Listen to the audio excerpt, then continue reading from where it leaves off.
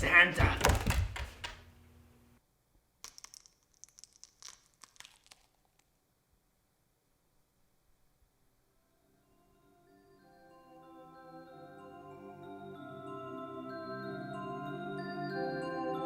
Merry, Merry Christmas.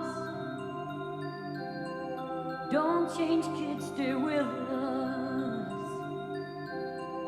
Stay a little Jesus. Hold on to my hand. It's not a long way to fly, you know. Don't fly in vain. It's so hard anyway. Allô? Allô, Tommy? C'est maman, tout ça.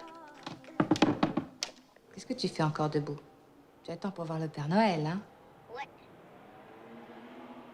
Mais tu sais, il faut pas chercher à voir le Père Noël. Sinon, il se met en colère et il se transforme en ogre. En ogre?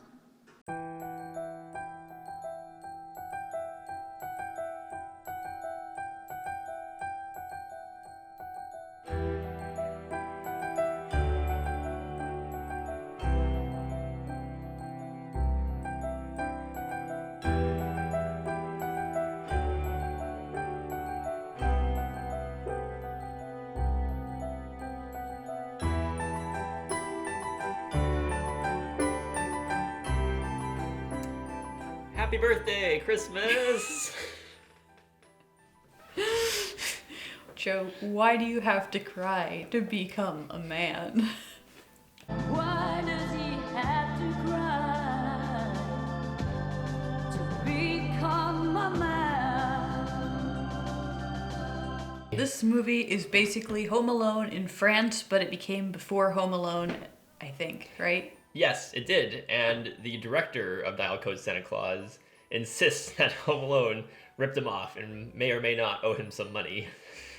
I mean, maybe it's similar enough, but it also could be just two people having a similar idea. Let's go back, Harry! Shut up.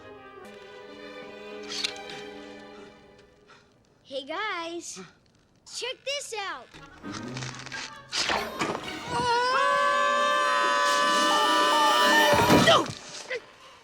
It's interesting to compare the two, but we need to establish what the hell this is first. Dial Code Santa Claus is a 1980s French Christmas thriller about a kid who's rich as shit, spoiled little brat. I guess he badmouths a demented man over some 80s computer telephone device that I don't fully understand. This is where I'm gonna show my age a little bit here. It's basically an instant messaging before the mainstream internet instant messaging that we know today. It's like AIM has a kiosk. Yeah. And now I'm showing my age. Pour voir si t'es le vrai Père Noël.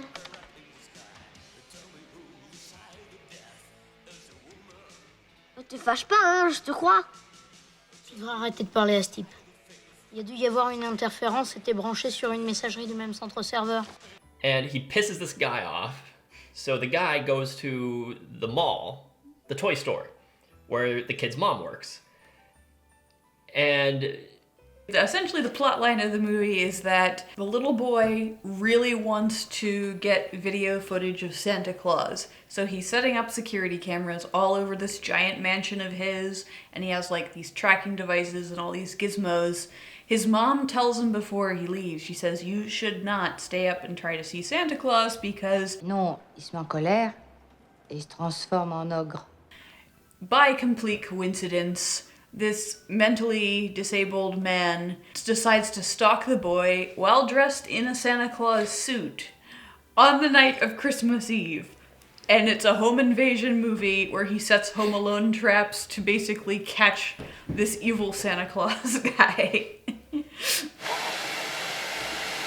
So when we first meet this guy, like, he's set up like he's a pedophile because he's staring at children, like, in a weird way.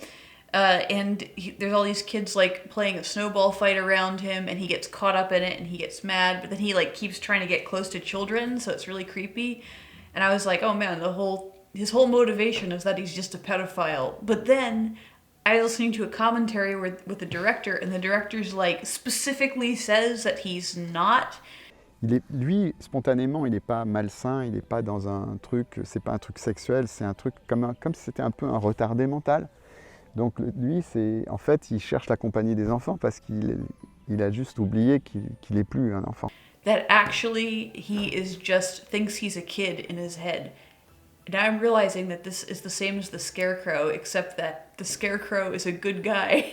So we need the mailman from the Scarecrow to actually come hunt this guy, because this guy actually is a psycho.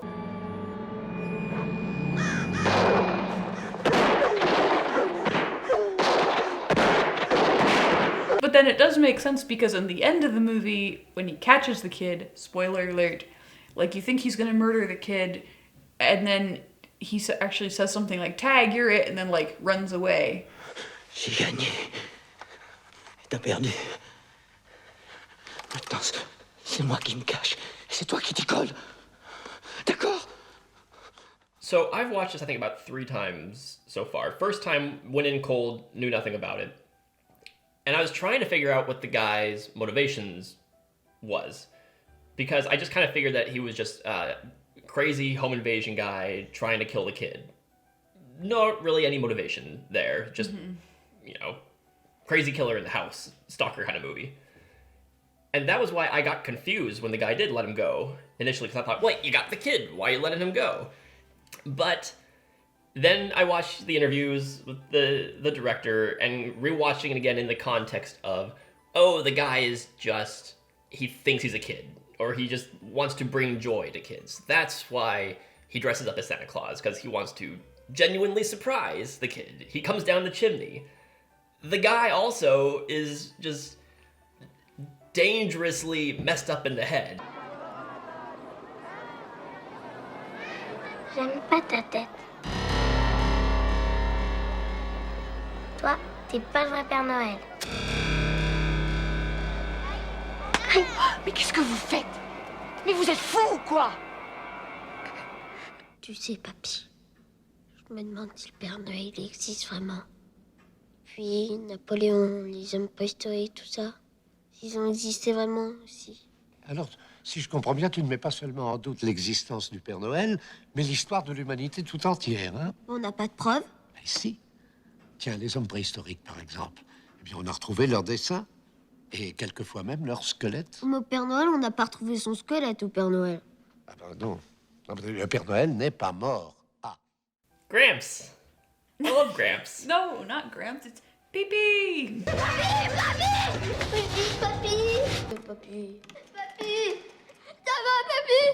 So the kid has this grandpa, this really old guy who just lives in the house, has bad eyesight, fun-loving, like the kid. And you thought for sure he was going to die the first time you saw that movie. Okay, well, this is because they set up the grandpa as this super sweet, thoughtful, lovable guy, but he's also like really old and frail, and he can't see, and he's taking his medication, and he's left to babysit this kid, and then Psycho Santa comes down the chimney and murders a dog. So when the dog died, like, I knew it was an anything goes movie. Like, I knew anybody could die at that point. And there's literally a scene where, like, the kid leaves the grandpa alone in this secret toy room or whatever, so he can go get to the phone, and you just see the grandpa's looking and he's like, Qui est là? C'est toi, Tommy. Tommy, c'est toi? and I'm like, oh no, I was so scared. But then he lives. Somehow the grandpa lives. And they stuff him in a suit of armor. That's right, they do. To stand for another good chunk of the movie. I guess the whole third act. And the kid gets like stabbed in the leg. Wears a splint, gets all beat up and broken. In a lot of these 80s movies, you kind of feel like anything, I mean, not anything goes, but, kids get into some danger, bad guys have guns, kids are put in actual peril. This one, I feel like, takes it to kind of another level. It kind of reminded me of Cloak and Dagger. Oh yeah. The Richard Franklin movie in some ways, where like actual trauma happens to the kids. Because in a movie like The Goonies, the kids go on a pirate adventure and they get threatened by bad guys. In Cloak and Dagger, the kid freaking shoots a guy. And then has like PTSD from it. And once again, in Dial Code Santa Claus, the kid shoots whom he believes to be actual Santa Claus.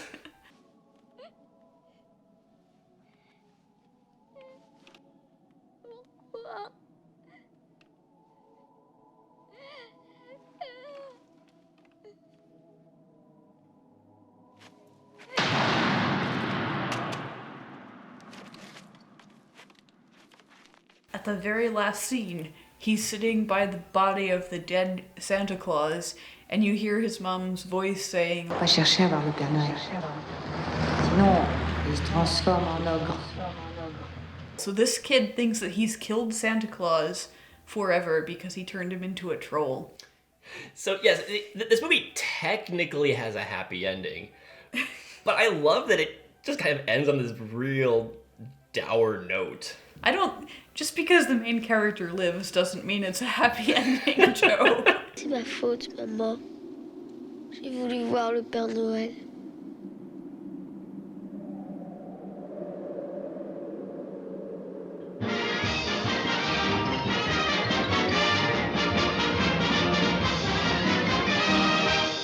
So to keep the kid at home, the movie has to come up with an excuse for why is his mom out of the house. She owns this toy store. She's managing the toy store on Christmas Eve, very big night.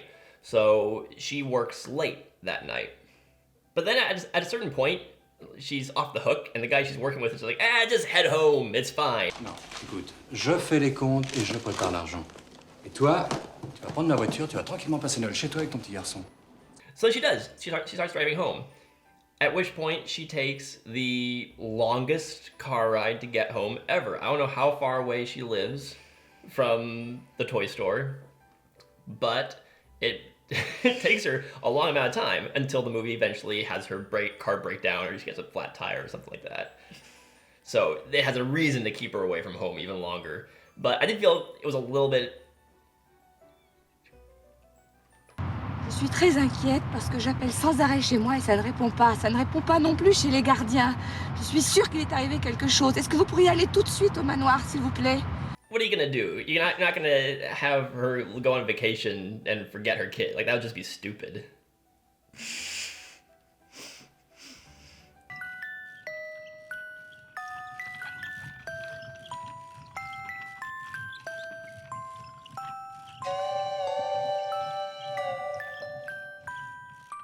It definitely kept me guessing, because when I watch most thrillers, especially so pretty much if I watch any film from the United States, I know what's gonna happen usually. I know who's gonna live and who's at risk of dying, just based on kind of what Hollywood is willing to do.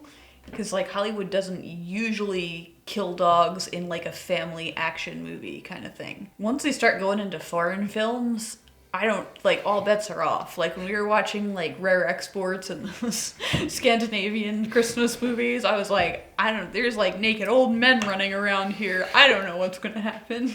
Literally, the kid could die. But because of that, it was so much more intense. There were some stakes. I didn't know what was gonna happen. I was worried. That's what makes a good thriller.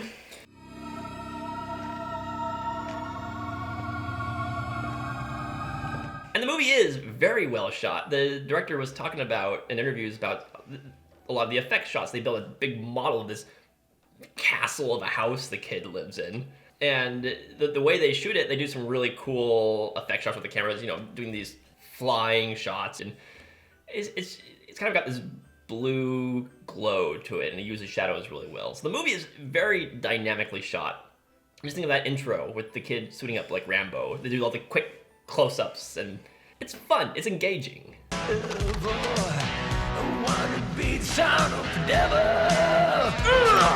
It is more methodical than a lot of movies. I'm thinking of the new Home Alone that just came out on Disney Plus, where the kid's setting traps in a montage really quickly. It just wants to get the trap building over with. Mm-hmm. In this movie, you see his whole process. You see him setting up the wires. There's a whole sequence where he's just moving a wire from one place to another, and you can see his whole process, which maybe is a little bit much, but I don't know. I'll take that over quick cutting. I will take relishing the moment in a movie over just trying to get the moment over, which was kind of nice. Ici, t'es chez moi et tu vas regretter d'être venu. T'as tué mon chien, t'as voulu tuer mon grand-père et tu m'as fait mal. Et tout ça parce que j'ai voulu toi. Maintenant, moi aussi je suis en colère et t'as beau être le Père Noël, je te jure que tu vas avoir peur. But it is a coming-of-age story, which we should talk about. It is a coming-of-age story. The kid grows up in the end. He kills Santa Claus to grow up. His mom is worried that the kid is growing up too quickly. She knows that the kid is extremely intelligent. He knows how to fix cars. He knows how to program computers, work the security cameras. He has a wrist, an armband where he can control like the smart home stuff in their house. And so the mom really wants the kid to keep believing in Santa Claus because she thinks it's important. She wants to have some childlike wonder in him still. She doesn't want him to grow up too quickly. Retaining that childlike innocence is what traumatizes the kid at the end of the movie. So what are we supposed to take away from this, Katie? Being an adult is traumatic.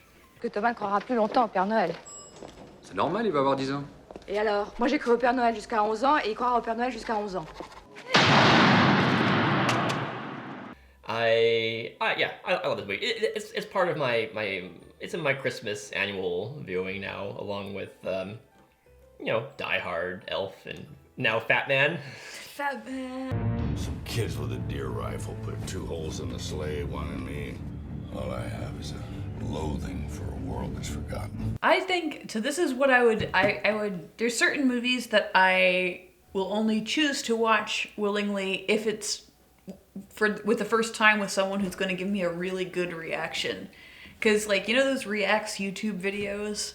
Well, there's just people in my life who I like to watch react to stuff because they have really good reactions to things. And there's specific movies, Duel to the Death being one of them.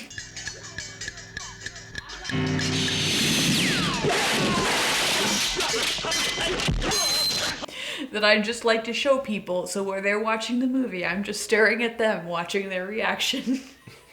This is kind of one of those movies. On its own, it's fine. I mean, I'd give it 3 stars. It's okay. Not amazing or anything. But when you just put this on with some unsuspecting victim and just watch them watch it, it's amazing.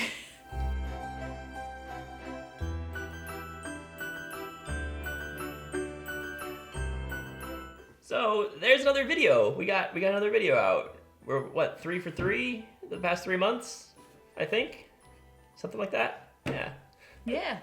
We got more videos shot. So if you by some chance are still watching this YouTube channel, even though we post maybe a video a year if lucky, we got more stuff coming down. We shot some stuff that's coming up in the future. Yeah, I left my real job for this. Please subscribe.